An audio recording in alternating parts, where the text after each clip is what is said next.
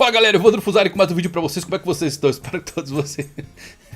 Eu queria começar um dia sério, eu não consigo começar o SBS sério um dia. Que dia que é hoje? É o dia mais aleatório da semana. Hoje é o dia que você descobre Dobon, o pirata das feras mais poderoso. Ele supera Kaido, por quê? Porque ele é um hipopótamo e sabemos que essa é a fruta final do Barba Negra. Ou seja, Dobon, por ter 3 estômagos, afinal é isso que o hipopótamo tem, pode comer 3 frutas, ele é poderosíssimo. E eu tenho certeza que você vai chegar no final da trama ali e vai ver a fruta mítica zoando o Barba Negra sendo revelada como a do deus Hippo. Vai voltar nessa cena e vai falar: Oda é um gênio, ele colocou ali na nossa cara o tempo todo a transformação do Barba Negra. Então curvem-se perante a Dobon, até presente momento o pirata mais poderoso.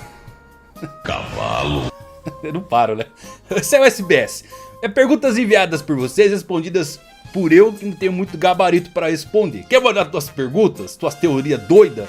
Os links estão aqui na descrição. Só entrar aí e deixar a sua teoria. E olha só, antes de eu iniciar esse vídeo, dê um confere aí no nosso patrocinador oficial do canal. Tá cansado de ganhar uns presentinhos duvidosos? Eu tenho a solução para você. O melhor de tudo é que ele vem com aquela ansiedade boa, aquela sensação que temos a exemplo para saber quando vai sair o próximo filme da Marvel. Ou então você que está no trabalho ou na escola e não vê a hora de chegar em casa para continuar jogando o seu jogo favorito. É uma ansiedade boa, não é? Fala a verdade. Eu descobri uma coisa muito legal que me deixa com essa sensação e todos os meses, e ela é a Nerd ao Cubo. A Nerd ao Cubo é um sistema de serviço de assinatura de caixas surpresas para quem gosta de filmes, séries, games, animes, quadrinhos.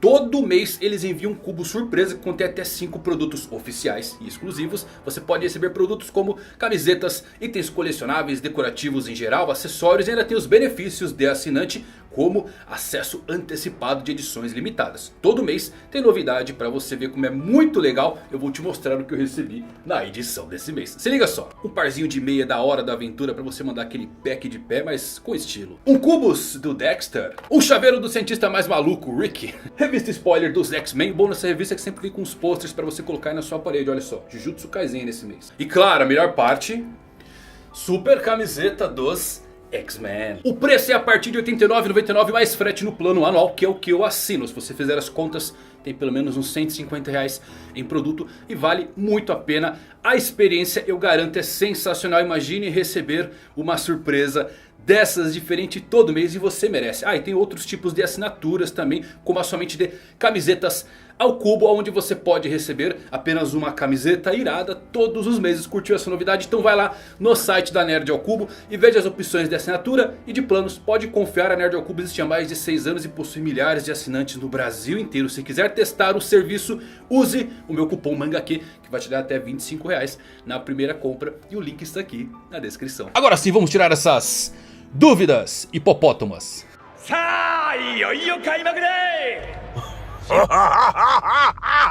Pedro Martinez Diniz: com o avançar da história, poderemos ter mais revelações e aventuras de Noland que impactariam na trama atual? Sim, podemos ter sim. O Noland, ele é meio que o Roger ali do passado. Só que ao contrário do Rei dos Piratas, que morreu sorrindo, ele morreu ali meio triste, né? Meio chorando, as pessoas achando que ele era um verdadeiro mentiroso. Só que tem outro ponto muito curioso na trama do Noland, que foi quando descobrimos um pouco sobre o ano que se passa a série de One Piece.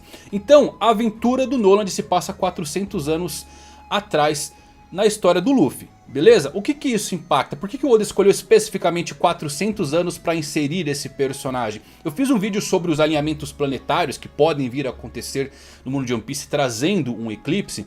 E a cada 400 anos especificamente, no nosso mundo mesmo, tem um eclipse total de alinhamento planetário. Então foi aonde eu, pesquisando um pouquinho, achei isso e acabei fazendo essa ligação. Por que especificamente há 400 anos? Porque muito provavelmente naquela época pode ter acontecido algo muito similar. Eu acho que tivemos um eclipse ou algo parecido no século perdido. E com isso, com base nesses estudos astronômicos, foi como eles conseguiram definir a volta de Joy Boy 800 anos. Como é que eles sabem? Como é que essa profecia de saber a volta de Joy Boy especificamente agora no tempo do Luffy, inclusive talhar isso em pedra, porque o Oden leu isso lá na última ilha, o Roger também leu, então eles sabiam que Joy Boy voltaria. A própria Toki está viajando 800 anos para presenciar algum tipo de fenômeno ligado ao amanhecer.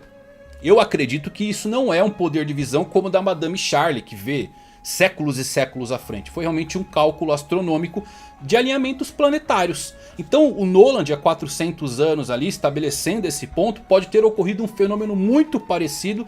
E por conta disso ele pode acabar voltando para a trama. Sabemos que a Ilha do Céu, o Sino Dourado, tem uma grande importância e conexão com o fim da série. Então acho que seria bem legal revisitar um pouquinho disso. Seria legal, né? Arthur RPS, você percebeu que as sobrancelhas do Luffy no despertar da sua fruta ficam semelhantes à do Sanji? Será que os poderes de fogo do Sanji podem ter ligação com Nika? A sobrancelha do Luffy tá parecida com a do Sanji, bicho. Aonde, demônio, que tá parecida? Só porque tem um espiralzinho ali, tá parecida. Cavalo. A sobrancelha do Luffy é mais puxada para as nuvens Munyo. O que são essas nuvens? Sabe o manto da Katsuki, aquela nuvenzinha vermelha que tem uma espiral? O próprio Gear 4, até o Gear 5 agora tem uma nuvenzinha de vapor. Então, é uma nuvem do estilo japonês. Então, tá mais puxada para isso a sobrancelha do Luffy. Enquanto a do Sanji, por ter sido feito experimentos que muito possivelmente vêm do fator genético de Akuma no Mi, ou dos Lunarians, ou de Nika, por isso que ele tem essa sobrancelha em forma de espiral. E o Oda diz que pode ter uma conexão com as Akumas no Mi. Não são parecidas em nada, ok? Mas pode ter algo a ver com a transformação do Luffy? Claro! O próprio tribal de Haki do Gear 4 já se parece muito com a forma assumida da sua Gomu Gomu. Aliás, Hito Hito, modelo Nika. Será que os poderes do fogo do Sanji podem ter ligação com Nika? Que poder de fogo? Qual poder que Nika já mostrou de fogo? Fala pra mim. Nenhum, temos o Red Hawk do Luffy ali, mas é de Nika ou ainda é uma explicação ligada a todo o atrito causado? Lembrem-se que a fruta se chama Hito Hito no Mi modelo Nika. Deus do Sol não faz parte da nomenclatura da fruta. Mesmo assim, pode ter alguma conexão? Pode, eu só acho um pouquinho difícil o Judge ter conseguido acesso a uma fruta que pertenceu a Nika para criar os seus filhos. Eu acho que foi muito mais ligado ao fator linhagem talvez dos Lunarians, porque o que vimos agora com os Lunarianos, com o King, parece muito com o que o Sanji mostrou ali no seu exoesqueleto. Mas nada impede, obviamente, que eles conseguiram essa fruta em algum momento no passado, porque a timeline é enorme do que aconteceu. Eu vou chamar de Gomu Gomu porque é mais fácil de entendimento, tá? Não sabemos o que aconteceu com a Gomu Gomu. A única linha temporal que temos dessa fruta surgindo é 12 anos atrás com Shanks. Vegapunk pode ter conseguido colocar as mãos nessa fruta no passado, feito estudos com ela. Talvez, pode ter sim, tá bom? Então, o fogo tem a ver com a fruta do Luffy? Olha, eu acho que é uma possibilidade um pouquinho baixa, mas não dá pra ser descartada, porque o Oda tá...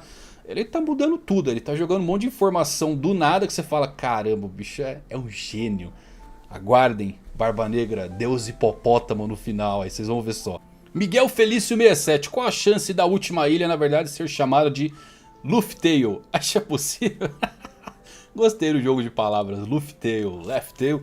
Bom, foi romanizado já, né, a última ilha ali em Stampede.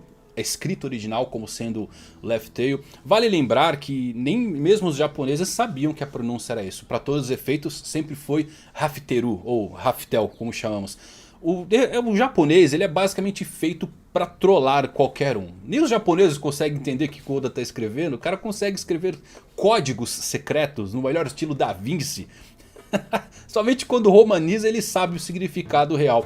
Poder se chamar Luffy Tale? Bom, por conta disso eu acho um pouquinho difícil. Mas eu gostei dessa brincadeira. Quem sabe seja o nome do livro do Sop no final. O Sop, narrador de One Piece, contando sua história pra Kaia. E aí ele fecha o livro e tem escrito na capa Luffy Tale. Legal, né? Vamos lá, o Georgetown Freire. O aumento da recompensa do Luffy terá influência da fruta, já que agora o governo mundial sabe que ele tem a fruta de Nika. Não vai ter influência por conta da fruta, visto que o Law não tem uma recompensa acima de 5 bi.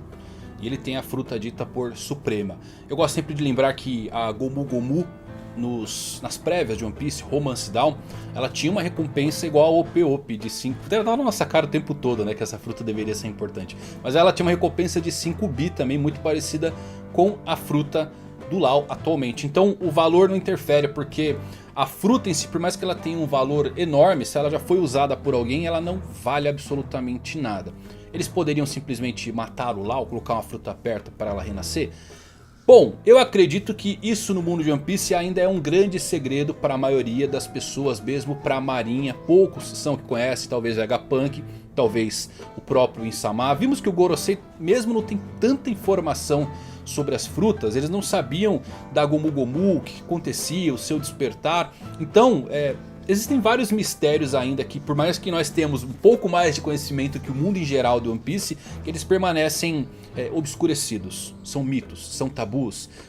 Tem muito essa teoria, né? Será que comer duas frutas não é uma mentira plantada pelo governo mundial? Aí eu já acho que não, porque o Judge saberia, o Caesar, o Vegapunk, qualquer louco no bar, bêbado, vou comer duas frutas aqui pra testar. Já teriam testado e teriam realmente moído, beleza? Mas eu não acho que o valor da fruta em si acaba influenciando na recompensa final do Luffy. O que vai influenciar agora é realmente a queda dos Yonkous. E não temos nenhum precedente na série de quando o Luffy derrota um inimigo que a sua recompensa fique abaixo dele. Se vocês pegarem em retrospecto, vão ver que cada inimigo que ele derrota, derrotou o Crocodile, foi pra 100, derrotou o Doff, subiu pra 400, derrotou o Katakuri, subiu pra 1.5, então tá sempre subindo conforme ele vai matando, o Luffy mata pra caramba, né? Vai matando à vontade dos seus inimigos. Eu acho que vai acabar passando, eu não gostaria que já passasse, acho que seria um estrondo muito grande, mas eu acho que vai acabar passando aí a recompensa já dos Yonkous. Do Roger, talvez? Tem que passar, né? Porque se não passar agora, vai passar quando? Como é que fica aí com o peso do Luffy? Será que o Oda vai inverter? Vai ficar 9.2 bi? Vai ser 2.9 bi? A dica, sabe onde está? 2,9, tá bom? Na fruta aí, Nika. E talvez o 5, 6 ainda se mantenha para ser a sua recompensa final. Vamos lá, o Fascina, qual o significado dessas espirais em One Piece? Sabemos que elas estão em toda parte. Nas sobrancelhas do Sanji, como já citamos, e nas do Luffy, e mesmo nas Akumas no Mi. É uma pergunta muito interessante, porque se você pegar as Smiles, elas não possuem as espirais. Talvez por isso, até mesmo a fruta do Momonosuke também não tinha as espirais características. Talvez isso seja a grande falha. Talvez esteja interligado ao ciclo de renascimento dela, o número áureo, a perfeição matemática. Tem muita coisa ligada a essas espirais, com toda a certeza, que o Vegapunk inclusive não conseguiu replicar na sua fruta artificial. Então, o grande segredo do funcionamento das Akumas no Mi está interligado de alguma forma a isso. Pode ter uma importância maior para a trama, tipo o Uzumaki, todo mundo começar a virar uma espiral ali no meio de terror. Não, mas eu acho que pode estar ligado diretamente a essa coisa do ciclo de renascimento das Akumas no Mi. Nunca parei para pensar na importância delas. Vale lembrar que quando o Oda ele desenhou a fruta do Orochi, ele esqueceu de colocar, no mangá isso, ele esqueceu de colocar as espirais. Aí ele catou e depois retificou. Falou, olha, essa fruta tem espiral. Então nenhuma Akuma no Mi existe sem ter as características espirais nelas, tá bom? Temos uma pergunta aqui do Peru Grosso. Que nome desgramento, bicho. Eu tenho que ler ainda. Está gostando do rumo da obra de One Piece? O que acha que vai acontecer com a seriedade das lutas do Luffy? Confesso que balancei um pouco nesse excesso cartunesco do Luffy, porque toda a trama, principalmente a luta dele com Kaido, Luffy estava com uma seriedade enorme naquela luta, dando sua vida para salvar as pessoas. Ele teve um amadurecimento muito legal no arco de Wano. Então foi uma virada muito grande, assim, 2 capítulos para ele começar a fazer coisas malucas que acabam remetendo ao início da série. Eu entendo, eu gosto, me divirto. O último capítulo foi, acho que o primeiro capítulo que eu ri do começo ao fim, mas eu acho que hoje ele tem que achar um equilíbrio. Um equilíbrio entre essa parte cartunesca do Luffy fazendo todas essas piadas com as lutas como um Yonkou. Então eu acho que ele vai chegar nesse ponto realmente de acabar intermediando. Não sabemos ainda se a personalidade do Luffy está sendo realmente afetada pelo despertar da Zoan, mas tudo indica que sim, que aquilo é Nika tomando conta dessa personalidade do Luffy. Por isso que ele está achando tudo mega engraçado e fazendo coisas malucas. Mesmo assim, é divertido. Eu ainda acho que vamos ter coisas surpreendentes acontecendo. Por quê? Porque o Luffy tem o poder da liberdade agora. Oda também tem o poder da liberdade de fazer o que ele quiser. E sabemos que o Oda, ele é um troll, cara. Ele gosta de fazer piada, ele gosta de brincar, ele gosta de responder no SBS se o peru do Luffy estica. Então é isso que é o Oda. Então podem esperar coisas malucas acontecendo aí. Não vai ter nada de Saiyajin nível 4, sério, aquela cara. Não, é Luffy fazendo coisa doida. Mas eu espero que ele ache um equilíbrio pra trama. tá? E tem muitas coisas ainda pra surpreender, sem dúvidas. Vamos lá, o Gabriel Souza Chaves Batista. Queria saber a minha opinião sobre a técnica de ressurreição da Kyokai em Kingdom. Conheci esse mangá incrível por sua causa. Leiam Kingdom, mangá sensacional, fantástico. Cada arco é uma Marineford, cada general é um Barba Branca. Vocês vão adorar. Te garanto que você vai começar a ler, você vai ler tudo aí em praticamente uma semana. Um dos melhores mangás da atualidade, um dos meus favoritos. Técnica de ressurreição da Kyokai. Confesso que achei um pouquinho exagerado, visto que a série sempre tentou trazer essa parte mais realista dos avanços das tropas, sem grandes poderes. É exagerado, mas o que acontece aqui? Eu não chamaria totalmente de forçado ou inútil. Basicamente, foi mostrado nessa luta que o Shin ele nunca esteve à altura do Houken. Então o autor queria realmente mostrar que o Shin precisava dar tudo de si, desistir da sua força vital, da sua vida, para conseguir superar esse general, essa lenda, esse monstro. Mas se você quiser ver isso de uma outra maneira, um pouco mais romantizada, veja que a Kyokai agora está interligada diretamente à vida do Shin. Então com isso ela compartilha sua energia vital com ele, significando que ambos viverão e morrerão juntos, seja na velhice ou mesmo em combate. Legal, né? Vinícius, agora que sabemos que o despertar da fruta do Luffy está ligado diretamente com morte e ressurreição do usuário, depois da luta com Kaido, como ficaria este despertar? Qual seria a condição para usar este despertar? Como o Luffy chegaria a esta forma novamente? Aconteceria de maneira natural? Meu amigo, não está ligado diretamente à morte e ressurreição, de forma alguma. Se fosse assim, todos os antigos usuários da fruta de Nika, nos 800 anos, quando morressem, despertariam o fruto. Então isso não tem nada a ver. Tá bom? O que aconteceu aqui? Por que o Luffy voltou ativa?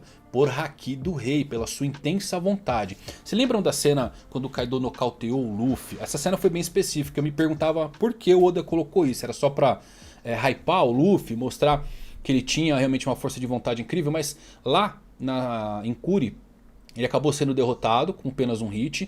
E no chão ele começou a utilizar Haki do Rei de forma inconsciente, nocauteando ali os piratas próximos do Kaido. Por que o Oda colocou isso? Para mostrar que mesmo inconsciente o Luffy ainda, a sua vontade ainda prevalece. Então foi o Haki do Rei que começou a bombear o seu coração novamente. E isso você pode conferir quando no 1045 ele começa a derreter ali, né, começa a perder todos os poderes, que ele volta novamente. Você vê que ele começa a usar aqueles raios de Haki do Rei para fazer o seu coração voltar ao nível dos tambores da libertação. Tá bom? Então nada tem a ver morte e ressurreição. O Luffy realmente voltou à vida puramente por força de vontade, pelo seu Haki de forma inconsciente funcionando e bombeando seu coração. E aí foi quando ele realmente conseguiu atingir o despertar da fruta. Vai ser um poder agora que ele vai atingir de forma super hiper natural. Claro, se ele não morrer agora, né? O Luffy também vai acabar nas últimas quando esse poder passar. Depois da luta do Kaido é onde vamos chegar nas vias de fato de quais os custos dele utilizar esse poder, ou mesmo quais os custos da sua luta tão intensa contra Kaido das feras. Beleza? Tô recebendo muita pergunta aqui do Shanks, do nosso querido Canelas. Por que exatamente ele foi atrás de Gomu Gomu? Qual o seu objetivo com essa fruta? E mais ainda, se ele foi falar com Gorosei sobre o certo pirata, esse certo pirata é o Luffy? Por quê? Por que então dar seu braço a uma aposta para a nova geração, mas depois chegar exatamente no Gorosei, líderes do governo mundial, para falar exatamente sobre esse próprio pirata? Vamos lá. Por que o Shanks? Tudo isso obviamente são teorias, são diversas linhas que a gente pode tirar, muitas mesmo, tá bom, galera? O Shanks estava no East Blue, pegou a Gomu Gomu, mas poderia ser a Yami Yami que ele estava atrás, só para vocês terem uma noção. Mas vamos colocar que ele realmente queria a Gomu Gomu, que foi um pedido do Roger, que Roger lhe contou sobre a fruta de Nika, Deus do Sol, Libertador, que era uma fruta de Joy Boy do passado. Então o Shanks ele tem que ter algum tipo de conhecimento, e esse conhecimento só pode ter vindo do próprio Roger. Se ele chegou em Lodestar ali e fez a sua base na última ilha que o Log Pose aponta, perfeito, beleza, mas como ele conseguiria ler o poneglyph que está lá? Porque sabemos que tem um poneglyph lá que conta realmente que a sua jornada deve começar do início e você deve coletar todas as informações de todas as rochas. Foi o que o Roger fez. Então o Roger pediu algo ali para o Shanks que ele começou a chorar. Se ele foi atrás da Gomu Gomu porque ele sabia que era de suma importância para a chegada do soberano Joy Boy, quer dizer que ele tentaria entregar essa fruta para a pessoa mais qualificada naquele momento o filho do Roger. Eu creio que ele sabia que o Roger tinha um filho. Pode ser que ele foi atrás do Ace procurando o filho do seu capitão. Não encontrou o Ace lá na Vila Fuchsia, mas acabou achando um garoto que dizia as mesmas palavras que o seu capitão dizia, no caso o Luffy. O conceito dele dar o chapéu acaba de ganhar um contexto muito maior quando você pensa que talvez a Gomu Gomu era a importância maior do Shanks estar naquela vila por quase um ano inteiro, procurando a quem entregar a fruta. Então quando o Luffy consumiu, o chapéu veio de brinde. Sempre pensamos que o chapéu era de suma importância e a Gomu Gomu não. Só que isso acabou se invertendo. Então essa pode ser uma das grandes possibilidades. Ele estava atrás do filho do Roger. Ele não sabia que era o Ace. E não sabia disso até mesmo quando o Ace foi visitar ele lá na Ilha Nevada. Porém tem uma passagem na novel mesmo, que ele acaba conectando alguns pontos, né? Que ele pergunta se o seu vô é o Garp, então o seu pai é o... Aí o Ace ele corta e fala, não quero falar daquele cara. Como se o Shanks estivesse adivinhando, porque eu creio que ele sabe que o Garp pegou o filho do Roger. Então por isso que ele foi atrás. Só que ele deu a fruta pro Luffy. Como isso impacta no futuro? Ele apostou o seu braço para salvar a fruta ali, na verdade, né? Para salvar o Luffy, tinha acabado de consumir a fruta que ele estava atrás há muito tempo. Por que ele foi falar com o Gorosei? Ele foi falar especificamente do Luffy para entregar... Sou sincero para vocês, não consigo ver o Shanks, depois de todas essas passagens, por mais misteriosas que sejam as suas aparições ali com aquele rosto. sempre que ele está escondendo uma coisa, eu não consigo ver ele como um traidor, como um inimigo, um antagonista, tudo bem. Alguém que seja uma barreira para o Luffy, que teste ele. Mas eu gostaria muito de ver o Shanks indo com o Luffy para a última ilha. Sabe, que o Luffy desse um abraço no Shanks, não que ele enfrentasse ele como um inimigo. O que ele foi falar então? Talvez ele tenha ido conversar com o Gorosei sobre o próprio Barba Negra e o Luffy. Vimos que o Insama estava com cartaz dos dois na mão. E talvez ele disse que a fruta que o Gorosei tanto temia, que sumiu nos séculos, que teve seu nome alterado, é a fruta que estava de posse do Luffy. Só que essa era a única fruta, o único poder que poderia parar o Barba Negra. Tá? Então você vê aqui na conversa do Gorosei, eles falam, será que devemos realmente sacrificar um agente para isso? Ele fala, a gente não pode correr risco, é melhor realmente tentar matar o Luffy. Quem garante que o próprio Gorosei não tentou forçar o despertar? Não sabemos da intenção desses nobres mundiais, se eles apenas agem por medo de Insama. Não estou desqualificando todas as ordens que eles deram, mas eu recomendo vocês verem um quadro que é muito confuso, que é no momento da morte do Clover, sabe o professor Clover de Ohara? Quando o Gorosei ordena que o Clover pare de falar e ele fala, não, ele grita, né, o nome do reino antigo, você pode ver que um dos Goroseis ele coloca tipo a mão no rosto quando ele ordena matar o professor Clover. Isso abre uma margem de que talvez eles não quisessem matar essas pessoas, apenas seguem ordens. Seria uma vertente até interessante, né, de que os 5 anciões talvez não sejam realmente pessoas más. Claro, são ruins por seguirem e fazerem o que fazem, mas tudo isso acontece por ordens vindas de cima. Então pode ser que no final das contas o Shanks tentou realmente contar pra eles que a fruta do Luffy era a única coisa que poderia parar o Barba Negra. E eu falo demais. Isso que é só uma variável, mas se eu fosse falar todas aqui, ia ficar 1 hora. Você chegou até aqui? Chegou até o final? Então um salve especial pra você. Mas obrigado. Se você tiver alguma ideia de... por que o Shanks fez isso? O que ele queria com a Gomu Gomu? O que ele foi falar com o Gorosei? Por favor, compartilha aí conosco. Manda nos comentários. Pode mandar sua teoria no meu e-mail. Os links estão sempre aí na descrição. Me segue lá no Instagram. E é isso. Espero que vocês tenham se divertido, ficado bem, confusos, né? Eu só causo confusão na mente de vocês. Se curtiu, deixa um like. Até a próxima. Valeu por assistir. Fui.